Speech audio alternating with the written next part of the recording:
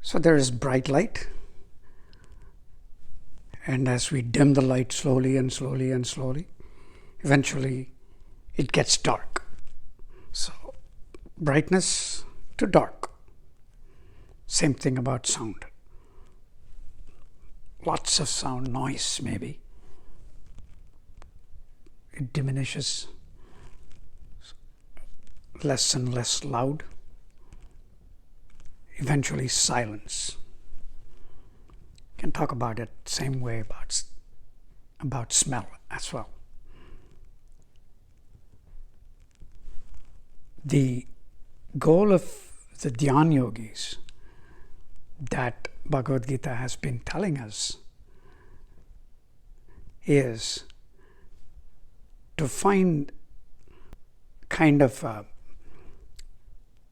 a tempering of simultaneously all the senses to a state where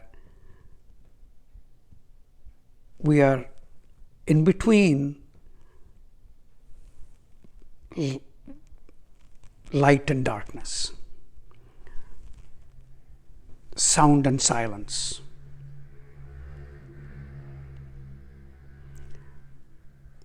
happiness and sorrow in general.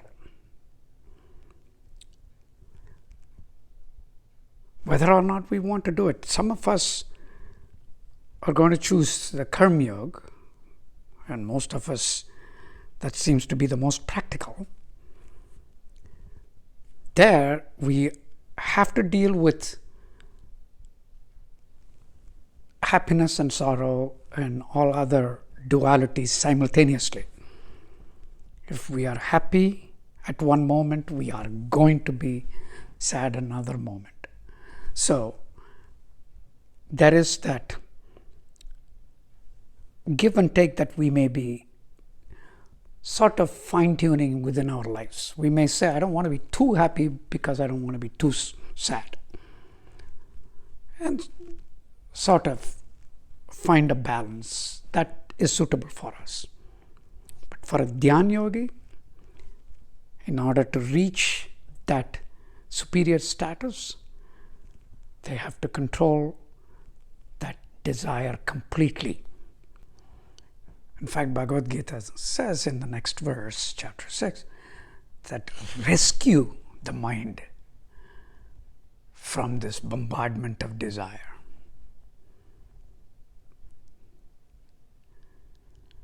Confine it within this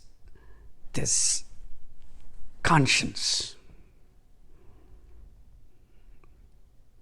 That's the way to reach that in-between state, which is a higher state. We don't know how that feels. But as logically it was explained in the last post, it must lead to an enhanced state of being. It's only a faith-based thing. It will happen, but we have not experienced it. Or you cannot ask someone who has experienced it to explain it to you.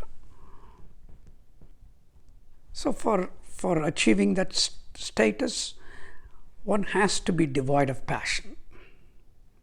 They have to be flawless in their life. And have complete focus in that conscience, in that self.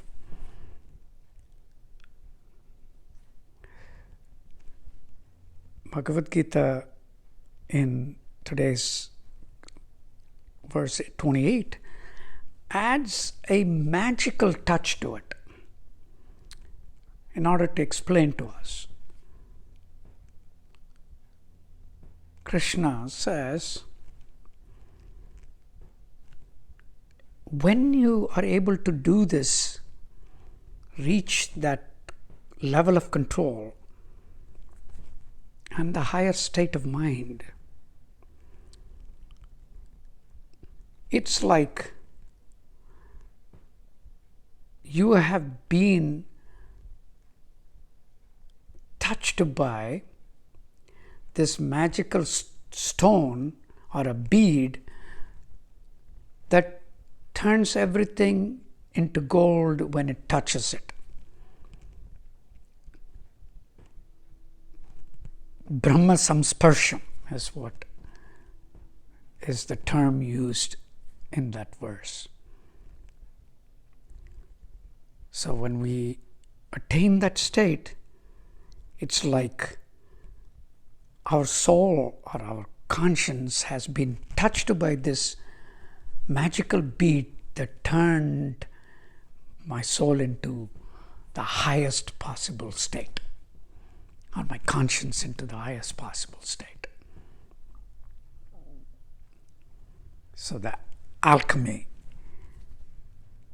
of our self,